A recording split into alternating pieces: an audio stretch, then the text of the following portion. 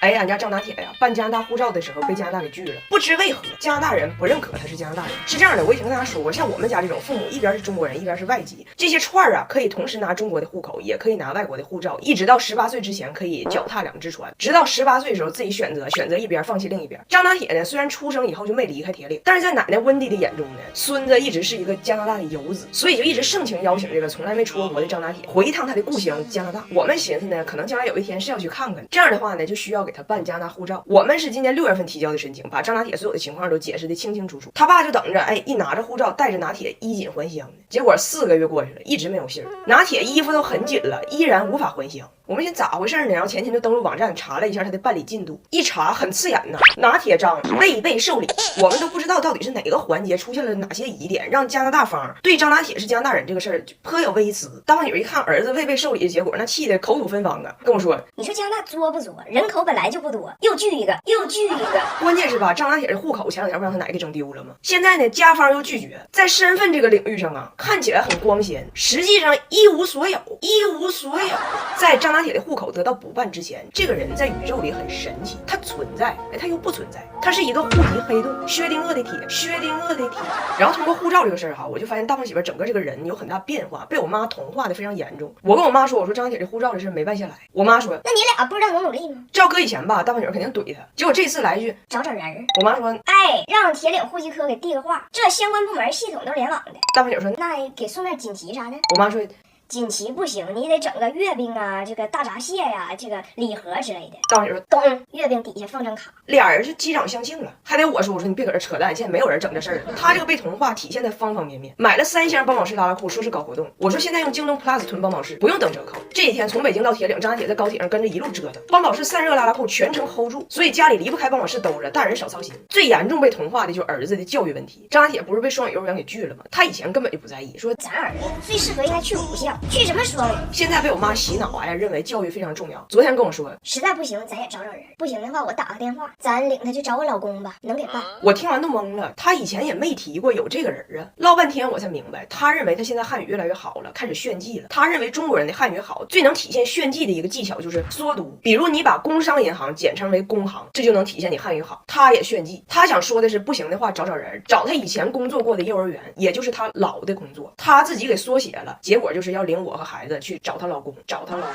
我今天在东北，说话就是张拿铁，你加拿大护照没办成。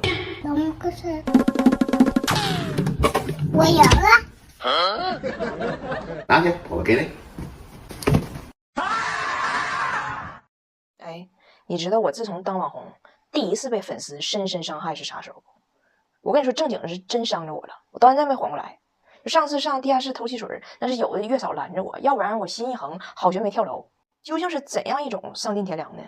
你们还记着不？3月16号我发了一个视频，我当时在医院的病床上，我说我羊水破了，马上要生了，就你们等着后续报道吧。结果视频播出去1个小时，我掉了2000粉，我当时人都脆了，我想不明白，就心怎么就开溜了，天怎么就入秋了，我怎么就不明不白被你们给休了？我就纳了闷了，我说我要生孩子，咋就给2000人吓跑了呢？我也没说让你负责呀。那我也是要强人，讨喜性人格，都被推到产房了，我这6根眉头紧上锁，横卧产床上大火，感叹身边一幕幕世态炎凉的赤裸。医生说你紧张啊？我说我不紧张，我就是落寞。医生说因为没老公，我说因为没意思。所有人都以为我是一个人生孩子，老公不在，有一种自怜之情。其实我就是想把这2000人找出来，跟他挨个唠唠。完之后麻醉师这个麻药不也打完了吗？麻药劲也上来了，医生就说你准备好了吗？咱们可以开始了。完事陪我生孩子这个好朋友那家老激动了，热泪盈眶的，一手攥着我的手，一手在那录我。你准备好见你的宝宝了吗？此刻你想说什么？我当时麻药劲就上来了，舌头都大了，但是还是没有我的气性大。我还回答谁这人马上上产房时候取关人呢？多损呐！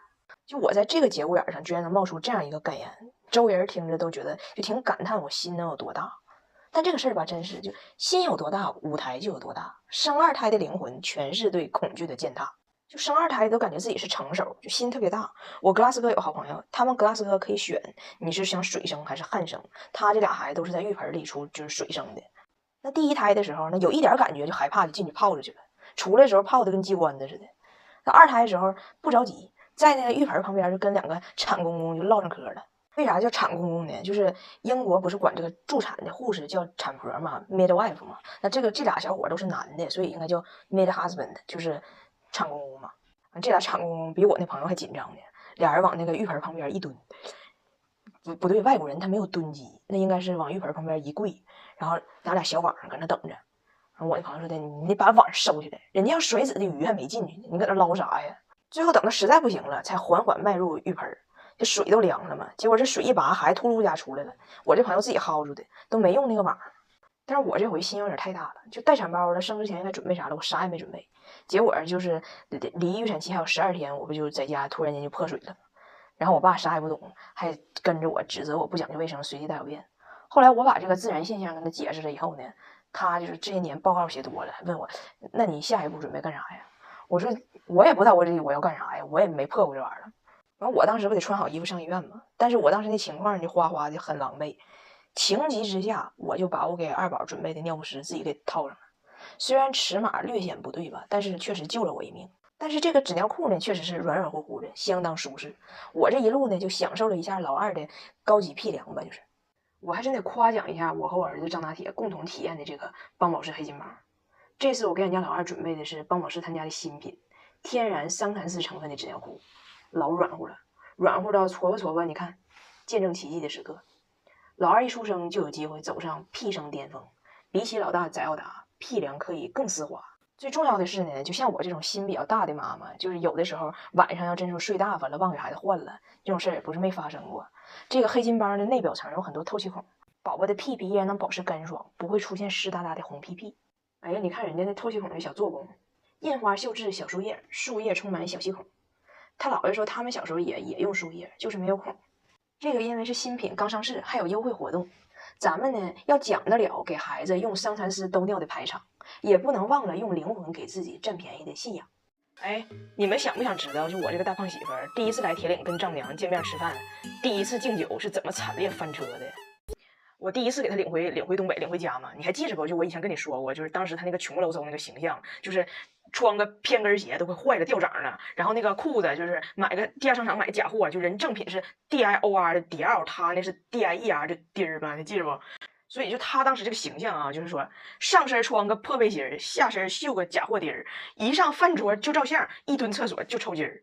然后这毕竟是姑娘第一次给这对象领回家嘛，所以我妈就张罗全家人吃饭去了。第一杯酒也是她提嘛，对吧？然后我妈非常隆重的来我说2句，然后我妈搁顶上说呢，我这大胖媳妇在夸夸就炫的，那家伙吃的就转桌都让她转出火星子来了。完我在底下给我急的，我就掐她大腿根，我说你彪啊，你别吃了，听我妈说话。她说我听不懂，我说你听不懂你也听着，然后你琢磨完之后你敬酒你说啥？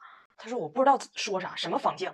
我说你这个话怎么说，酒怎么提？你看你俩在这桌上坐的位置，你就明白了。一个坐在最里头，一个坐在上菜口。你的任务很显然，把他夸到不会走。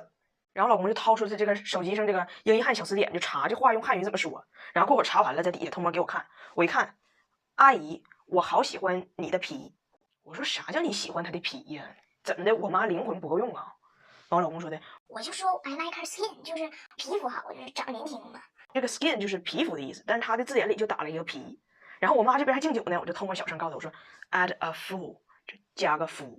王老公结果到他敬了，拿杯子挺大嗓门的，傅阿姨，我好喜欢你的屁，我好喜欢你的屁。